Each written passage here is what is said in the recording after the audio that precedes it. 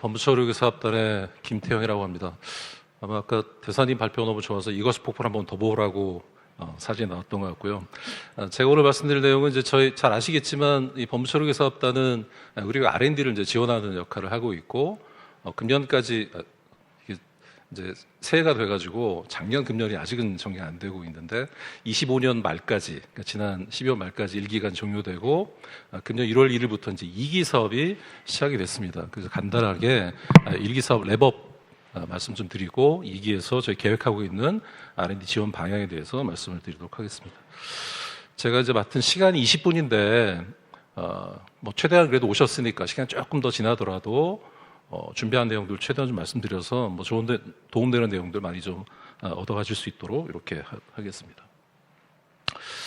저희 뭐 사업단 잘 아시는 것처럼 과기부, 산업부, 복지부, 식약처 4개 부처가 공동 오너십을 가지고 2020년에 만들어서 시작을 했고요. 1기가 말씀드린 것처럼 작년 말에 종료가 됐습니다.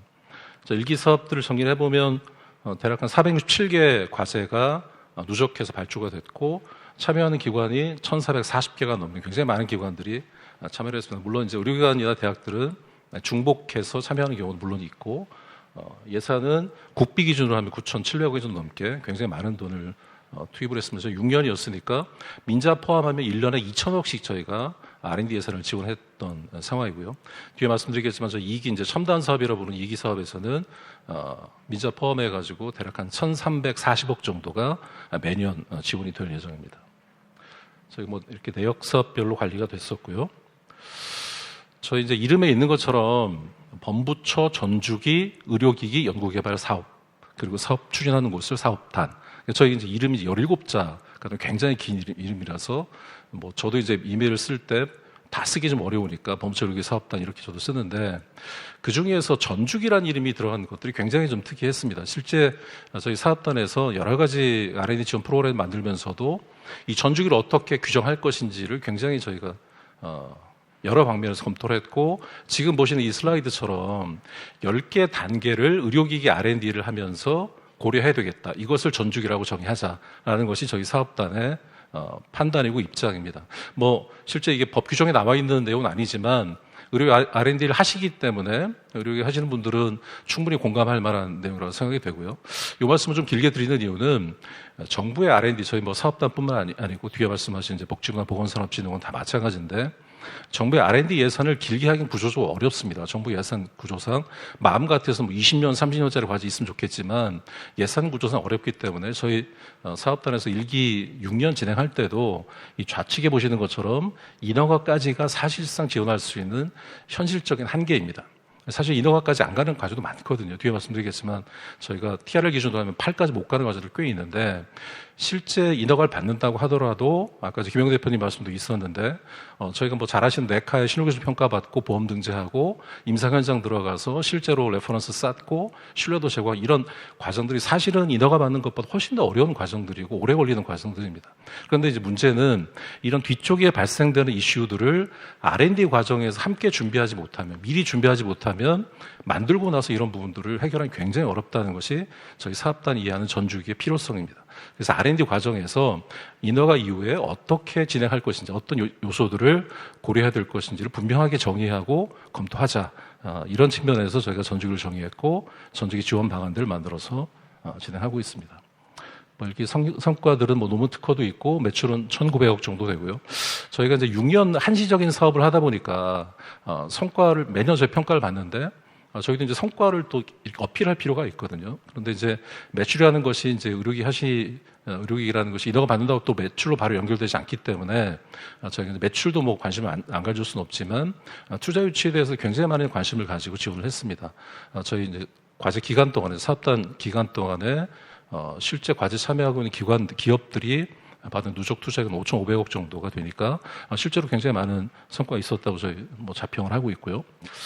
이 슬라이드는 이제 최근에 저희 1기 사업단 마무리하면서 성과 발표할 때 계속 저희 드리는 말씀인데 이제 또 김용 대표님도 계시니까 제가 한번 여쭤보고 싶습니다. 저희 사업단 과제가 467개라고 말씀드렸고 그중에서 TRL 8까지 가는 목표가 TRL 8까지 가는 과제가 245개입니다. 물론 이제 이게 처음에 연구개발 계획서 대비해서 약간 변동은 있지만 저희 사업단이 현재 정리하고 있는 버전은 245개고 그중에서 이 자료를 만드는 시점에서는 169개 과제가 인허가까지 갔습니다.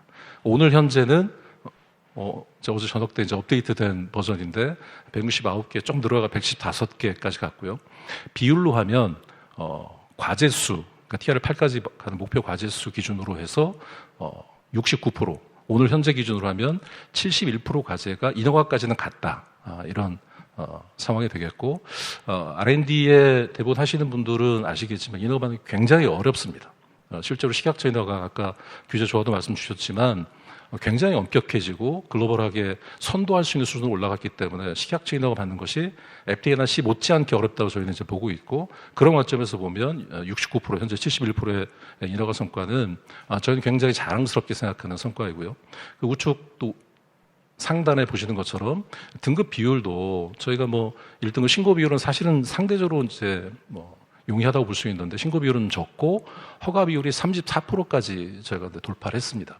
실제 허가 비율이 국내 제조 품목해도 20% 정도 넘기 어려운 상황인데 이렇게 돼서 그 위에도 품목을 많이 도전함에도 불구하고 인허가까지는 저희 사업단에서 전주기 지원을 통해서 많이 끌어올렸다. 이런 것이 저희가 좀 자랑스럽게 생각하는 성과라고 말씀드리고 저희를 자랑하기 위해서 말씀드리는 것도 사실은 있지만 이런 부분들이 저희 2기 금년에 시작한 2기 첨단 사업에서도 그대로 적용이 돼서 저희가 지원했던 프로그램들 그리고 했던 시행착오들을 잘 좀 검토해가지고 금년에 새로 시작하는 의료기기 연구자 여러분들께 좀 도움이 되어드리고자 말씀을 드리게 됐습니다. 세부적으로 보시면 되겠고요. 표준도 저희가 많이 지원을 했거든요. 6년 동안 국제표준, 아까 이제 IS와 IEC 말씀 주셨지만, 저희 표준 지원을 6년 동안 했고, 6년 동안 하니까, 사실 표준이 굉장히 어렵거든요. 특히 IS 표준은 더 어려운데, 저희 IS와 IEC 표준도 이제 다 포함해가지고 13건이 지금 퍼블리시가 됐고 한 건이 이제 FDIS까지 갔으니까 그 1분기에는 이제 공개가 될 예정입니다. 그렇게 보면 의료기기에서 TC106, 그때 TC로 등등 해가지고 14개 국제표준이 또 등재된 성과도 있어서 이런 것도 저희가 좀 자랑스럽게 생각하고 있는 내용이 되겠습니다. 아까 이제 5,500억 투자 유치 실적도 말씀드렸는데 실제 투자 유치를 받은 것도 중요하지만 이 자리에도 우리 큐리오시스 우리 백가람 이사님도 계시긴 하는데요. 저희 사업단 과제를 참여하고 있는 대략 한 500여 개 정도 되는 이 기업들 중에서 상장 코스닥에 올라간 기업들도 꽤 있다는 것들 제가 알게 됐고 한번 정리를 해봤거든요.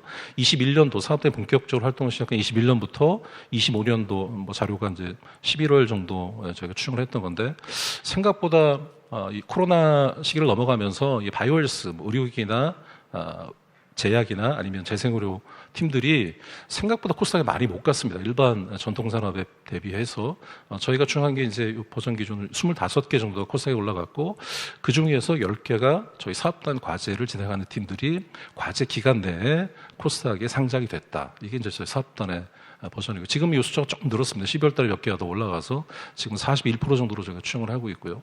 근데 이런 것들을 보면서 정부의 의료의 R&D 예산 지원이라는 것이 단순히 연구비를 지급하는 데 그치는 것이 아니라 이 연구비를 받는 기업들의 신뢰도를 높이고 이런 걸 통해서 미래 가치가 올라갈 수 있다는 희망을 투자 시장에 주고 있는 것이 아닌가. 이런 것들이 정부의 의료기 R&D가 기속적으로 좀 진행이 되고 확대될 필요가 있다는 근거로 활용되기를 희망하면서 이런 자료를 정리해봤습니다. 또 저희 사업단에 이제 대표 과제, 이 자리도 대표 과제 팀들 몇 분 계신데, 대표 과제 23년부터 해서 467개 과제 중에 매년 10개씩 뽑았죠. 23년도에 10개 했고, 24년도에도 10개 했고, 우리 큐리시스도 이때 대표 과제 선정이 됐었고요. 25년도에도 10개를 뽑았습니다.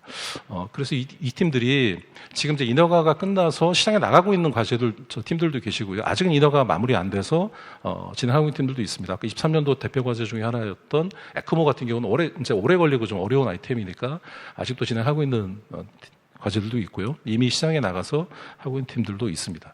24년도 슬라이드가 지나갔지만 아까 또 아이센스 대사님께서 말씀을 사진에 또 있어서 여기 이제 왼쪽 상단에 있는 혹시 아이센스에서 오신 분이 계신가요? 손 안 드시니까 이제 없으신 거로 좀 보고, 이 말씀 드리는 이유는 이제 식약처 때문에 이 말씀을 드리는 건데, 좌측 상단에 있는 게 이제 저희 CGM Continuous Glucose Monitoring이라고는 이제 연속 혈당 측정기, 우리 이제 패치 형태로 붙여서 하는 거지. 일전 모델은 이미 이제 만들어져서 시판을 하고 있고 MDR까지 받은 제품인데, 저희 과제에서 2.0 모델을 개발하는 R&D를 하고 있거든요. 근데 이 CGM은 임상 시험을 해야 되는데, 임상 시험은 성인이나 소아나 공통적으로 손에서 정맥혈 체열을 하는 이 방식하고 내가 추진하려고 하는 아이템 두 개의 비교 임상을 해야 됩니다. 뭐 이런 것들을 보면 소아는 사실 정맥혈 체열하는 것은 굉장히 어렵거든요.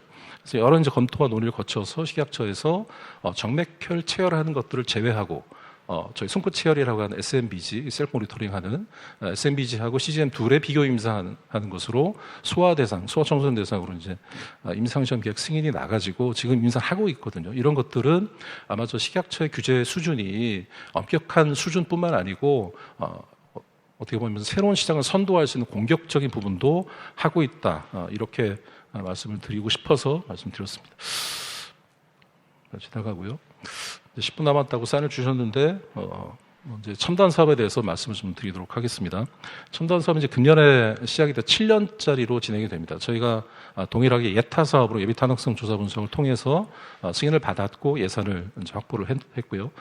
예산은 이제 9,408억으로 국고가 이제 8,383억, 7년 동안 합계가 되어 있고, 밑에 하단에 보시면 이제 성과 목표가 세계 최초 최고 수준 의료기기 6개 개발, 연 매출액 100억 이상 9개, 그리고 필수 의료기기 13개, 그리고 상급 종합병원 도입 22개, 이렇게 이제 되어 있거든요. 이게 사실은 굉장히 많은 검토와 협의를 거쳐서 예타에서 확정된 성과 목표인데, 굉장히 도전적인 목표라고 내부적으로 생각을 하고 있습니다. 아까 이제 저게 자랑스럽게 생각한다고 말씀드렸던 69%, 현재 71% 인허가 성공률은 사실은 여기 이제 당연한 전제로 깔려 있는 것들이거든요. 인허가 없이 매출할 수 없고, 인허가 없이 임상 현장 들어갈 수 없기 때문에 당연히 인허가를 하고 거기에 추가해서 임상 현장에 들어가고 글로벌 시장으로 나가는, 이게 이제 저에게 주어진 목표라는 점에서 이게 첨단 사업은 굉장히 또 성과 관리가 엄격해지는 그런 상황이다 말씀드릴 수 있겠습니다. 1기와 2기, 저희 범부처 전주기 사업과 금년에 시작한 범부처 첨단 사업의 가장 큰 차이는 일단 선택과 집중을 한다는 데 있습니다. 저 1기는 뭐 의료기 거의 전체를 커버하는 형태로 진행을 했었고, 비의료기기도 뭐 장애인 보조기기라든지 웰리스 제품들 포함해서 있었던 데 비해서 첨단 사업은 모든 의료기기를 계속할 수는 없기 때문에 그 중에서 좀 성장률이 높고 필요성이 높은 이 아이템들만 제한해서 선택과 집중을 하자는 것이 1기 사업과 2기 사업의 가장 큰 차이라고 말씀을 드릴 수 있겠습니다. 그리고 아까 이제 목표도 말씀드린 것처럼 실제 인허가 받는 것까지 열심히 했고 잘했으니까 이제는 임상회장, 특히 이제 우리 47개는 상급종합병원에 들어가는 목표가 굉장히 이제 중요한 목표로 제시가 됐고, 이게 이제 첨단 사업의 특징 중에 하나다 이렇게 말씀드릴 수 있겠습니다. 지금부터 이제 내역 사업에 대해서 간략하게 이제 소개 말씀을 드릴 텐데요. 한번 잘 들어봐 주시고 끝나고 이제 필요한 것들은 저한테 이제 질문을 주시면 되겠습니다. 다만 이제 이게 예타에서 기획안에 있는 버전으로 준비를 했는데 지금 RFP를 한참 작업을 하고 있는 중입니다. RFP가 아직 확정이 안 돼서 제가 최종 버전을 오늘 말씀드리기 좀 어렵고, 거의 확정에 이제 근사한 것들은 좀 구두상으로 자료에는 없지만 말씀을 드리도록 하겠습니다. 내역 사업은 이제 3개로 저희 2기 첨단 사업에서 구성이 되어 있는데, 1기 첫 번째 내역 사업은 플래그십 사업이라고 부르고 있습니다.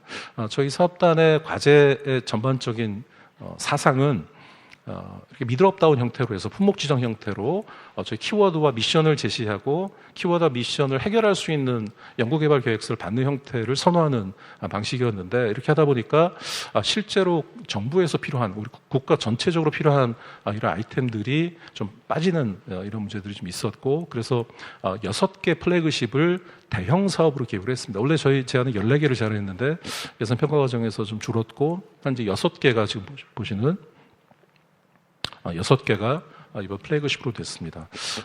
제일 예산을 많이 진행하는 과제는 7년에 국비만 300억을 지원하는, 295억을 지원하는 대형 과제도 이번에 포함이 되어 있고요. 보시는 것처럼 자율조향 연성 내시경. 이거는 사실은 이름은 자율조향이라고 되어 있지만 기계가 뭐 스스로 간다기보다는 이 병변 접근성을 높이고 치료 조작 능, 이 술기에 대한 부분을 해결해 주는 형태로 기획이 됐고요.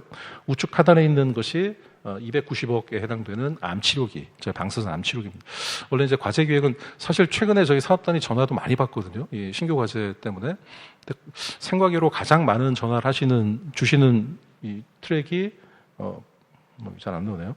우측 하단에 있는 방사선 암치료기가 뭐 하시는 분이 제일 적을 거라고 생각했는데 가장 많은 전화를 주신 트랙이 이제 저쪽인데 어쨌든 저희가 예타 기획할 때는 전자선 방식으로 준비를 했었습니다. 이제 포톤 플래시라고 하는 방식으로 이제 제안을 했는데 최대한 이제 참여를 넓게 하기 위해서 이제 일반 방사선 중에서 엑스레이 그리고 말씀드렸던 전자선, 포톤, 플래시 방식, 그 다음에 일반 입자 치료라고 하는 프로톤이나 중입자 이런 부분들도 일단 다 열어서 제안은 다 받을 수 있도록 이렇게 하려고 하고요.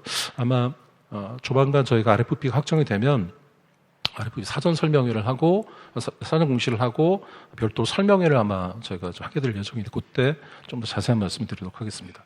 인해역 사업은 이제 의료기 코어 기술과 제품 개발로 되어 있고요. 여기에는 몇 개의 다양한 내용들이 섞여 있습니다. 이제 인해역 사업이 아까 말씀드렸던 선택과 집중을 하는 형태로 보시면 되겠습니다. 선택과 집중의 결과가 6대 미래 유망 분야라고 되어 있는 소프트웨어 의료기기, USK 의료기기, 로봇, 임플란트, 중재 의료기기, 그리고 차세대 분자 진단. 이 6개 분야에 집중적으로 지원하자는 것이 첨단 사업에서 갖고 있는 방향이고요.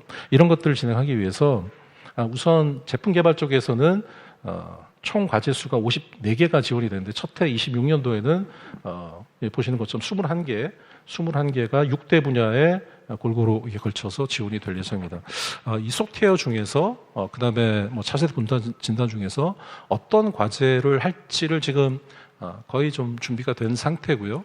부처하고 좀 최종 조율을 거친 다음에 빠르면 다음 주에 저희가 이 해당 RFP 구조에 대해서 사전 공시 형식으로 말씀드릴 수가 있지 않을까 생각하고 있습니다.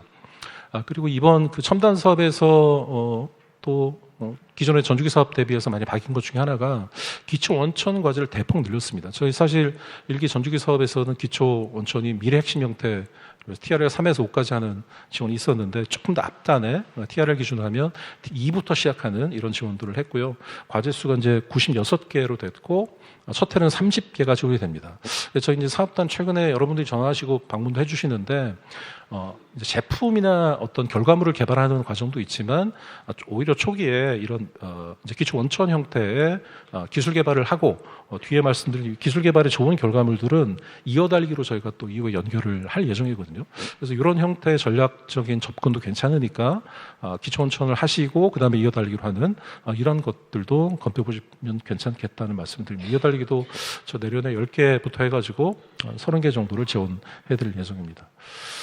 그리고 이번에 이제 저희가 정말 고민하고 식약처도 굉장히 많은 논의를 통해서 만든 주제가 바로 이 필수 의료기입니다.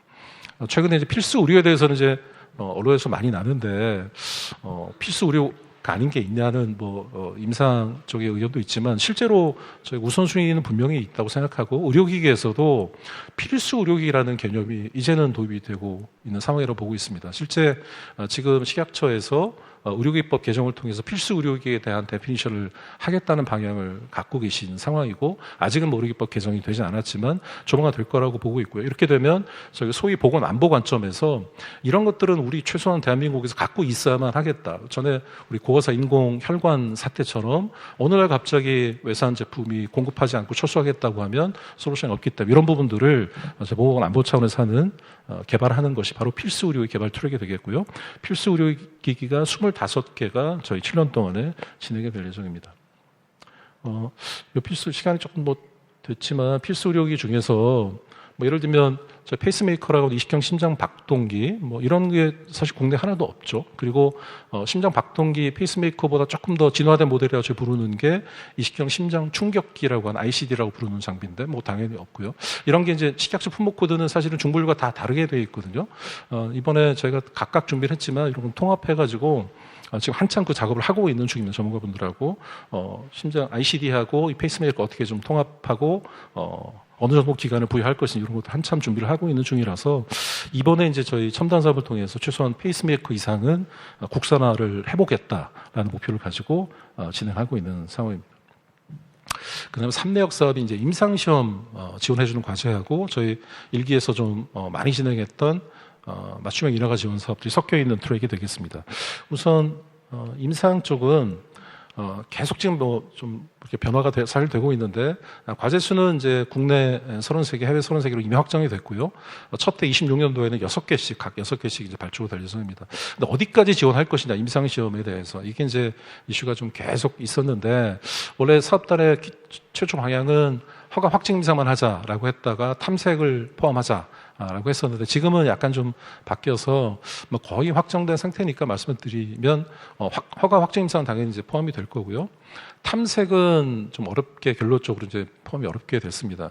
다만 탐색 중에서 저희 잘 아시는 희소리 같이 조건부 인허가를 받는 탐색만 가지고 조건부 인허가를 받는 것들은 인허가를 받을 수 있다는 면에서 이제 하게 될 것 같고요. 오히려 저희가 적극적으로 좀 추가한 부분이 적응증을 확대하는 시판중 임상이라고 하는 부분이 원래 저희가 지원 범위에서 좀 제외를 했었는데 이 부분을 좀 포함을 해가지고 허가 확정 임상과 시판중 임상을 국내와 해외 모두 하는 것으로 이렇게 구조가 좀 바뀌어서 아마 기존에 이제 인허가 제품 갖고 계신 분들은 적증 확대하는 형태의 임상시험도 고려하실 수 있겠다 이렇게 말씀드리겠습니다.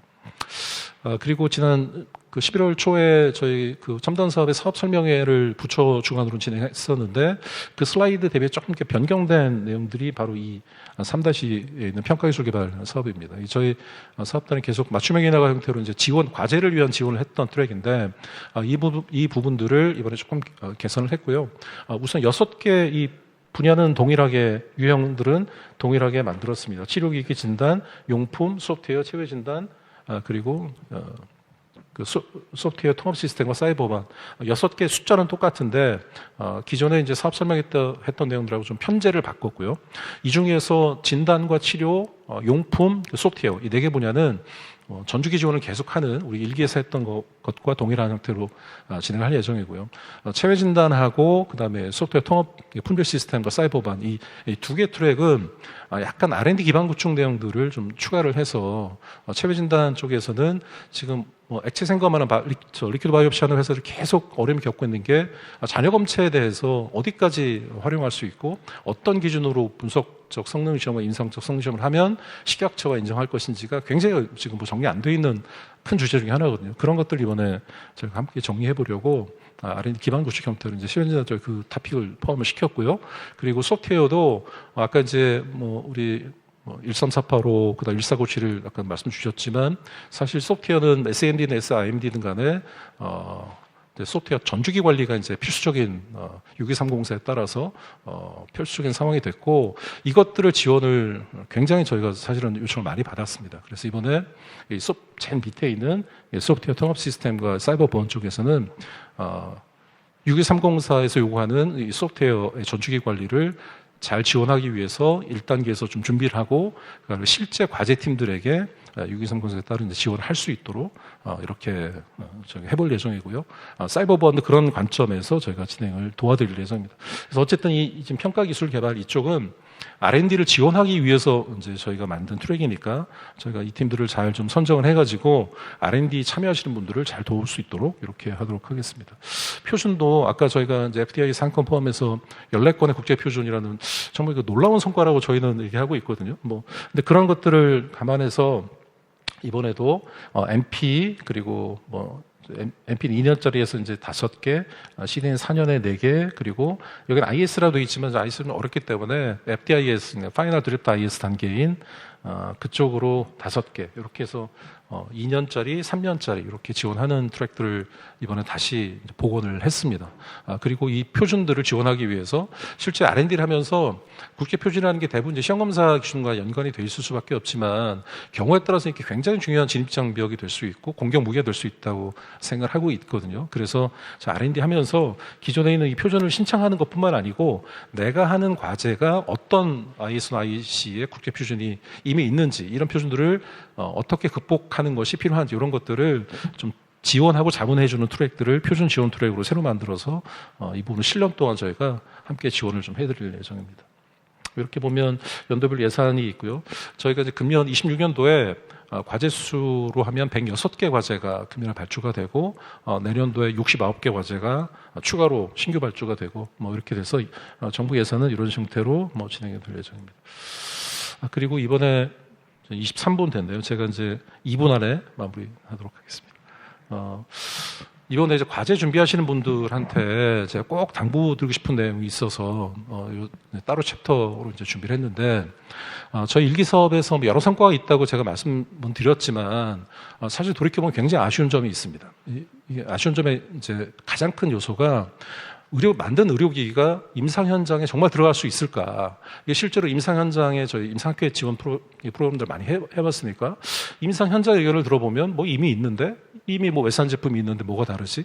이런 말씀이 굉장히 많이 저희 사실 들어왔거든요. 그렇게 보면 R&D라는 것이 우리가 지적 유희를 발산하는 형태의 목적도 사실은 있겠지만 그보다는 임상 현장에 정말 잘 들어갈 수 있도록 기획하고 지원해주는 과정들이 굉장히 중요하다고 제가 봤고 그런 맥락에서 소위 클리니컬 언맷 니즈라는 미충족 수요를 선정평가 단계에서 엄격하게 반영을 하자. 그래서 미충족 수요, 물론 진행하면서 미충족 수요라는 게 계속 변경은 될 수 있지만 과제를 제안하고 연구개발계획서 작성해서 선정평가를 받을 때 이 클리니컬 언맷 니즈가 있는지 이 클리니컬 언맷 니즈가 명확한지를 선정평가에서 반영을 하겠다는 것이 첨단 사업에서 공격적으로 제시한 내용 중 하나입니다. 확정이 됐고 이번에 시행을 합니다.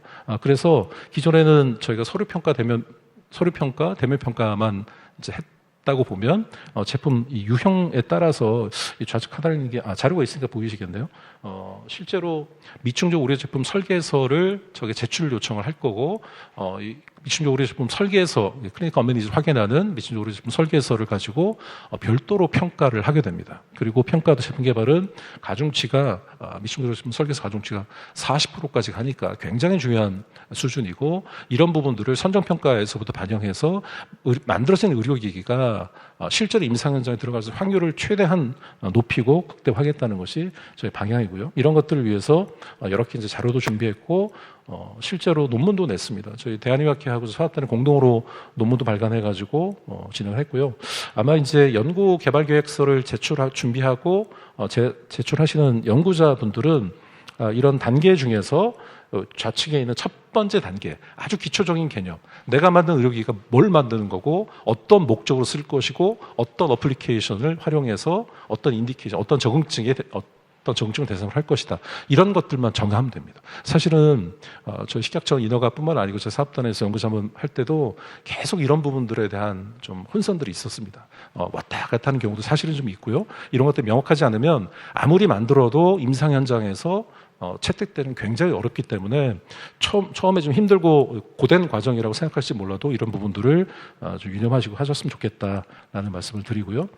이 미충족 의료 제품 설계서를 어떻게 써야 되는지 그리고 사례는 있는지 이런 것들을 좀 홈페이지 들어가시면 다 있거든요. 그 동영상도 대한의학회에서 설명해준 동영상이 있고 샘플도 저희 홈페이지 다 올려놨고 템플릿도 올려놨으니까 저희 그 섭단 이 첨단 과제에 희망하시는 연구자분들은 이런 부분들 좀 미리 한번 보시면 좋겠고요. 사실 뭐 복잡하게 말씀드렸지만 쓰는 것도 많지는 않습니다. 생각보다 이렇게 이제 이런 것들 쭉 있고 이 가운데 박스에 있는 빈칸을 채우는 겁니다. 빈칸의 핵심은 적응증과 사용 목적, 사용 목적과 인디케이션 이 부분을 특정한다라고 보시면 되겠고요. 이게 되면 아까 이제 프로세스 말씀드렸던 요 좌측 스텝 1을 이제 선정평가 때 만들어서 저희 평가를 하게 되는데 선정이 되면 저희 사업단에서 대한의학회 산하 해당 임상학회와 함께 스텝 2와 스텝 3, 스텝 4 실제로 이 적응증과 사용 목적 구체화하는 과정들이거든요. 이 부분을 저희가 지원을 해드릴 겁니다. 그러니까 처음에 이런 컨셉만 정확하게 디자인해서 저희 사업단 과제로 선정이 되면 저희 사업단이 대한의학회 그 대학교 산하의 세부 임상학회와 함께 이런 부분들을 제가 지원을 해서 내가 만든 의료기기가 실제로 임상 현장에 들어갈 확률을 최대한 높이도록 이렇게 하겠다는 말씀을 마지막으로 드리도록 하겠습니다. 이렇게 빈칸 채우는 거고요. 마지막 슬라이드인데 2분이 지났네요.